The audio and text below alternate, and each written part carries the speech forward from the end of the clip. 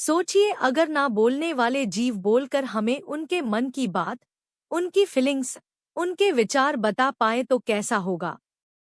आप सोचेंगे कि ये क्या काल्पनिक बातें कर रहे हो।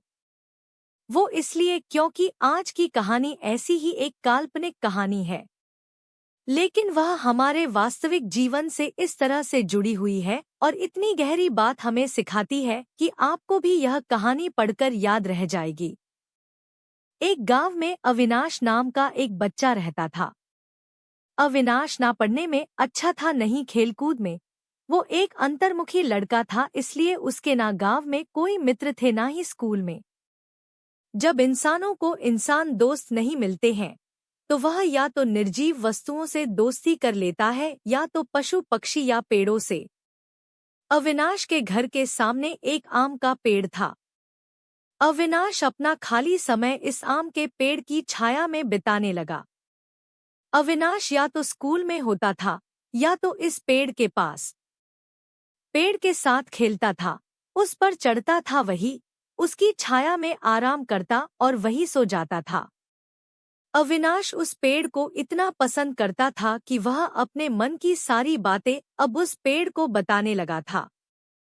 एक दिन चमत्कार हुआ। जब अविनाश अपने मन की बातें उस पेड़ को बता रहा था, तब अचानक वह पेड़ बोल पड़ा। अविनाश की खुशी का कोई ठिकाना नहीं रहा, क्योंकि अब ना उसे कोई सुनने वाला मिल गया था, साथ ही साथ कोई ऐसा भी जो उससे बातें करे। पेड़ ने बताया कि अविनाश की इतनी घनिष्ठ मित्रता देख वो अपने आप को रोक नहीं पाया और उसे मजबूरन बोलना पड़ा।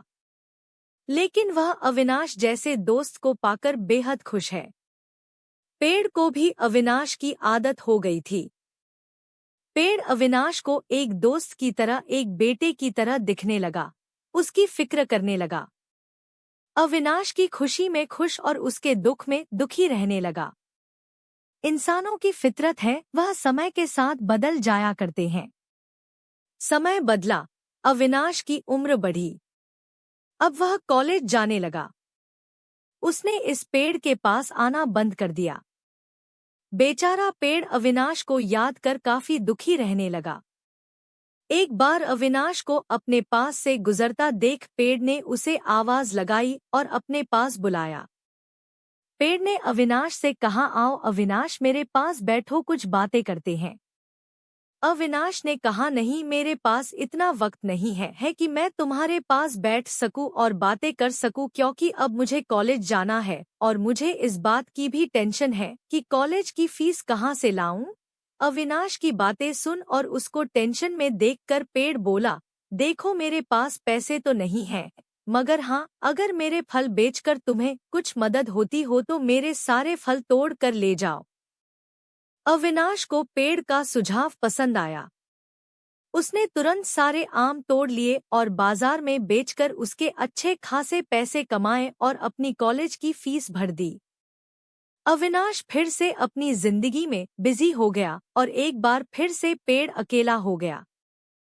पेड़ हर दिन अविनाश का इंतजार करता, लेकिन 3-4 साल बीत गए, उसे अविनाश मिलने नहीं आया। फिर एक दिन अचानक अविनाश उसको उसके पुराने घर में आता हुआ दिख गया। पेड़ अविनाश को देखकर काफी खुश हो गया। पेड़ ने अविनाश को अपने पास बुलाया और बोला, आओ अविनाश, मेरे पास बैठो, चलो कुछ बातें करते हैं। अविनाश ने पेड़ से कहा, मैं तुम्हारे साथ नहीं बैठ सकता, क्योंकि अब मेरी शादी हो गई है। हालांकि मुझे नौकरी मिल गई है, लेकिन अभी मेरी तनख्वाह इतनी नहीं है कि मैं अपने इस पुराने घर को नया बना सकूं। मुझे काफी चिंता है कि मैं अपनी पत्नी को कैसे इस पुराने घर में रखूंगा। अविनाश को चिंता में देख फिर से पेड़ का दिल पिघल गया।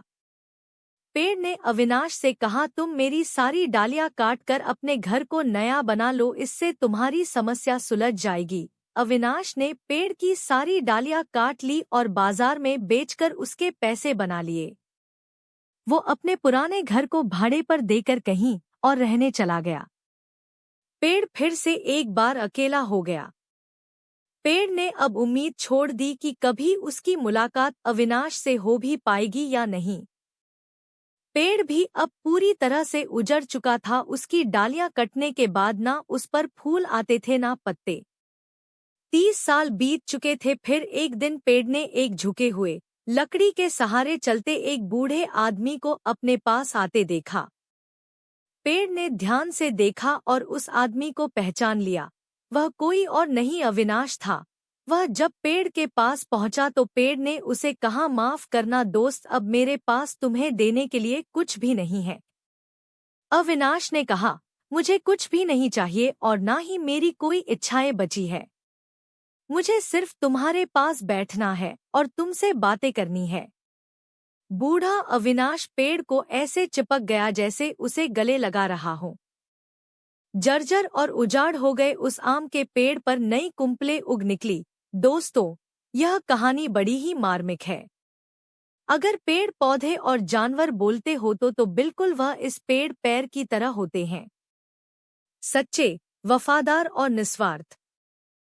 चलो, यह तो कल्पना की बात है, लेकिन सोचो, हमारे बड़े बुजुर्ग, हमारे माँ बाप क्या इस पेड़ की तरह नहीं है?